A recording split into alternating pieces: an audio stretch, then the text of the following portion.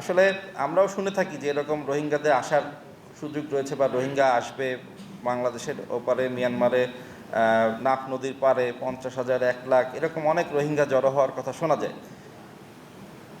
কিন্তু আসলে কি তাই হচ্ছে কিনা সেটা আপনারাই ভালো বলতে পারবেন। বাট আমাদের কাছে এরকম কোনো কংক্রিট বা একদম জোরালো তথ্য নাই যে 50,000 রোহিঙ্গা এখন জড়ো হয়ে আছে বাংলাদেশে আসার জন্য।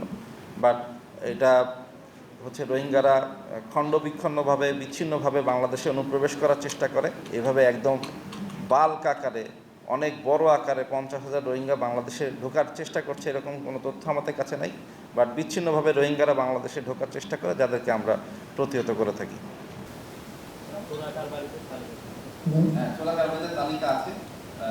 আমরা আগেই বলেছি যে কিছু রোহিঙ্গাকে আমরা মানবিক কারণে যারা ওখানে আহত হয় বা মাইন এক্সপ্লোশনে অনেক সময় আহত হচ্ছে বা গোলাগুলির কারণে, যুদ্ধের কারণে ওখানে আহত হচ্ছে, অনেক নিহত খুব গুরুতর মুমূর্ষ অবস্থা এসে থাকে, তাদেরকে কিন্তু আমরা বাংলাদেশে অনুপ্রবেশ করতে দেই।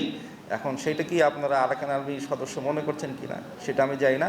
বাট আমরা কোনো বিচ্ছিন্নতাবাদী কোনো সংগঠনের সদস্যকে বাংলাদেশে ট্রিটমেন্ট বা বাংলাদেশে তারা কোনো সুবিধা নিবে সেটা আমরা অ্যালাউ করি না। অনেক পরিসংখ্যান আছে, আমাদের নিজস্ব পরিসংখ্যান আছে, বিভিন্ন গোয়েন্দা সংস্থারও কিছু পরিসংখ্যান আছে। আমাদের দেশে প্রায় 12 লক্ষ বা তার অধিক রোহিঙ্গা আছে এবং রোহিঙ্গাদের কিছু সশস্ত্র সংগঠন আছে যারা বিভিন্ন সময় মিয়ানমারে যে জাতিগত সংঘাত বা সশস্ত্র সংগঠনগুলির যে সংঘাত চলছে সেই সংঘাতগুলিতে তারা অংশগ্রহণ করে থাকে এবং প্রতিনিয়ত তারা সেখানে সংঘাতময় পরিস্থিতি সৃষ্টি করে যাচ্ছে। এখানে বাংলাদেশের কোনো সম্পৃক্ততা নাই বা বাংলাদেশের আমরা কোনো আর্ম গ্রুপ বা কাউকে প্রশ্রয় দিয়ে থাকি না। এবং আপনারা জানেন যে এটা অনেক বড় সীমান্ত, আমি বললাম প্রায় 174 কিলোমিটার সীমান্ত এবং আমাদের জনবলে কিছু সীমাবদ্ধতা আছে। কিছু ক্রস বর্ডার মুভমেন্ট হয়, অনেক সময় আমরা সেটা প্রতিহত করতে পারি, অনেক সময় প্রতিহত করতে পারি না।